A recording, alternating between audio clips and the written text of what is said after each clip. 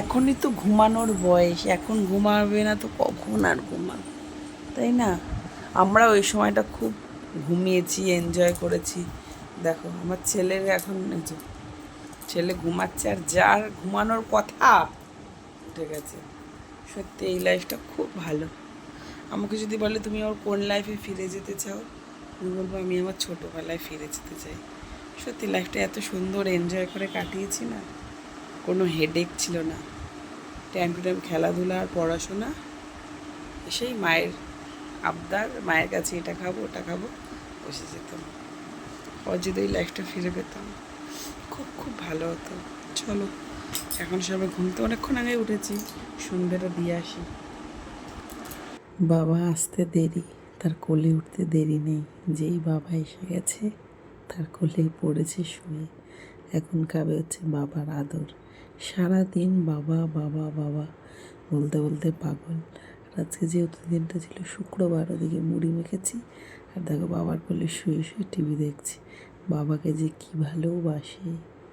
তো মুড়ি টুড়ি খেয়ে রাতের রান্নার প্রস্তুতি। কী রান্না করছি কমেন্ট করে বলো তো। তো আজকে একটা স্পেশাল রান্না করব। এইটা আমার মা কিন্তু খুব ভালোই করে, মায়ের থেকেই শেখা রান্না। আমি না কোনো ইউটিউব দেখি না, আমার ভালো লাগে না ইউটিউব দেখে রান্না করতে। যদি কোনো রান্নায় সমস্যা হয় মাকেই বা দিদিকেই ফোন করে জিজ্ঞাসা করি। ওই অতক্ষণ ভিডিও দেখা আমার ভালো লাগে না।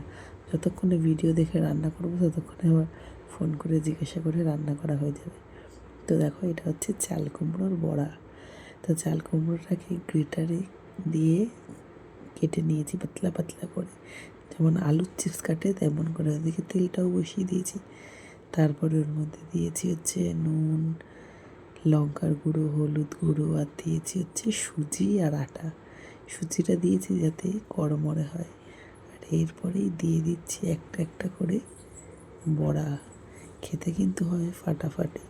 তোমরাও কিন্তু একবার ট্রাই করে দেখতে পারো। তোমাদের দাদাভাই বলেছিল খাবে না, তারপরে করার পরে খেয়েছে। বেশি বানাইনি, কে খাবে কে না খাবে। এই হয়ে গেছে 4টে বড়া। আর এদিকে করেছিলাম ঘন্ট। তো চলো আজকের মিনি ব্লগটা এখানেই শেষ করলাম। সবাই খুব ভালো থাকবে, সুস্থ থাকবে। দেখা হবে অন্য কোনো ব্লগে। Tata, by.